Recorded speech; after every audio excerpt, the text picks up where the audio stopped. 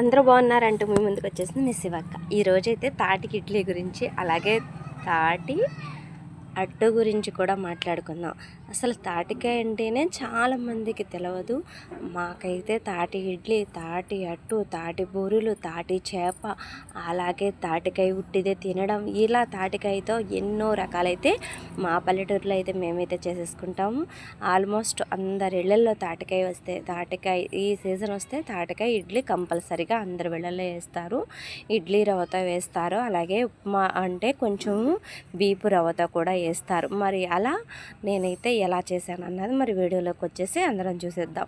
ముందుగా అయితే నేను 2 తాటికాయలు చక్కగా తీసుకువచ్చి వాటిని నీట్గా చక్కగా పెట్టుకుని కడిగేసుకుని పక్కన పెట్టుకుని ఇలా అయితే ఇలా తీసేసి పక్కన పెట్టేసి ఏం చేశానంటే ఒక్కొక్కటి తీసేసుకుని దానిపైన ఉన్న తోలు తీసేసుకోవాలి నీట్గా. అలా తీసేసుకోవాలి, ఎందుకంటే తాటికాయ పైన ఉన్న తోలంతా తీసేసుకుని దాన్ని మనకి ఉల్లిపాయ జల్లెడ అని ఉంటుంది, అలాగే తురిమేది, క్యారెట్ తురిమేది అలా వస్తుంది. అలా వాటిలతో కూడా సింపుల్గా ఈజీగా వచ్చేస్తుంది. తాటిది ఒక పాశంలాగా వస్తుంది, తాటి పాచము అంటారు, అలా వస్తుంది. నాకైతే ప్రస్తుతానికి అవి నా దగ్గరలో లేవు. అందుకే నేనైతే ఏం చేశానంటే క్యారేజ్ బాక్స్ ఉంటుంది కదా, ఆ క్యారేజ్ బాక్స్కి పెట్టి ఇలా తీసేసుకున్నాను. నేను తీయడం అయితే 2 తాటికాయలకి అలా వచ్చింది. ఆ వచ్చిన దాన్ని చక్కగా బెల్లం తీసుకుని ఆ బెల్లము బెల్లం తాటికాయ పీసం కనిపిస్తుంది కదా, దానిలోకి బెల్లం తీసేసుకున్నా.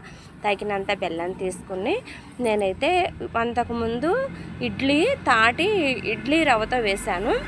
ఈసారి ఏం చేశానంటే రవ్వతో పీపు రవ్వతో వేశాను. రవ్వతో కూడా వేసేసుకున్నాను. చక్కగా రవ్వని కొంచెం సేపు బెల్లము అలాగే ఇది తీసుకున్నాం కదా, ఇవన్నీ కలిపేసేసుకుని పక్కన పెట్టుకున్నాను. అయితే నేను చిన్న మిస్టేక్ చేశా.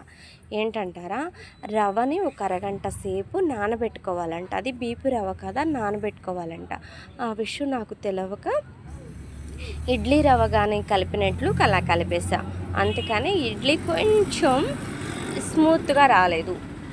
ఇడ్లీ రవ్వతో వేసినవి చాలా స్మూత్గా చాలా బాగా వచ్చినాయి. అయితే దీంతో అయితే దోశ బాగా వచ్చింది. కొంచెం దెబ్బరట్లాగా వేయలేదు, లావుగా వేస్తే ఇంకా బాగుంటుంది, అలా వేయలేదు. కానీ దోశ అయితే చాలా బాగా వచ్చింది. మరి ఆ రవ్వని, బెల్లము, తాటిపాచం ఈ మూడింటిని కలిపేసుకుని చక్కగా మరి మనము తీసేటప్పుడు అదే మనకి తీసే తురుమిది ఉంటే చక్కగా వచ్చేస్తుంది. మరి అలా లేదు కాబట్టి నాకు కొంచెం అక్కడక్కడ నా చేతితో తీస్తున్నాను చూసి అలా పాస్మిల్లో వచ్చింది. దాన్ని తీసేసి వేరే గిన్నెలో పెట్టుకుని చక్కగా కలిపేసుకుని పక్కన పెట్టుకున్న తర్వాత అది వస్తూనే ఉన్నాయి, అక్కడక్కడ తగులుతున్నాయి. ఆ పీచు తగిలితే నోటికి ఒక రకంగా అనిపిస్తూ ఉంది. అందుకే తీసేస్తున్నాను ముందుగానే.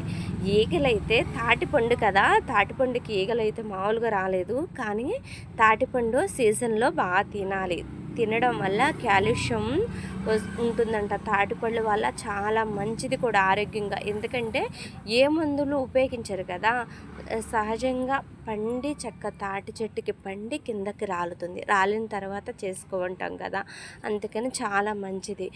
ఇప్పుడైతే పల్లెటూరులో చాలా వరకు దొరుకుతుంది. పల్లెటూరులో అయితే చాలా వరకు దొరుకుతాయి. సిటీల్లో నాకు తెలిసి ఉండకపోవచ్చు. కానీ మన అమ్మమ్మ వాళ్ళకి, నాయనమ్మ వాళ్ళకి, పెద్దమ్మ వాళ్ళు అలా వస్తూ ఉంటాం కదా, అప్పుడు మాత్రం ఇలా తాటి ఇడ్లీ చేసుకోవడము, తాటి రొట్టె చేసుకోవడం మాత్రం మర్చిపోవద్దు. హెల్త్కి చాలా మంచిది కూడా.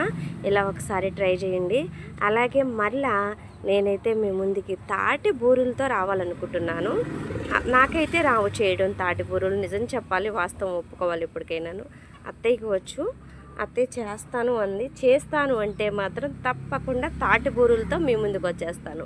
మరి నేను చెప్పే పద్ధతి నచ్చట్లేదో ఏమో, నాకు అర్థం కావట్లేదు. వీడియో లాస్ట్ వరకు చూడలేదు, కొంచెం చూసి సపోర్ట్ చేయండి. తాటి ఇడ్లీ చెప్పాను కదా, అంత బాగా రాలేదని, నేను చేసిన పొరపాటు ఏంటన్నది నాకు అర్థమైన తర్వాత అదే ఇడ్లీ రవ్వ అయితే స్పాంజీగా బాగా వచ్చేది. మళ్ళీ మేమంతా మంచి వీడియోతో కలుస్తాను. వీడియో నచ్చినట్లయితే ఒక లైక్.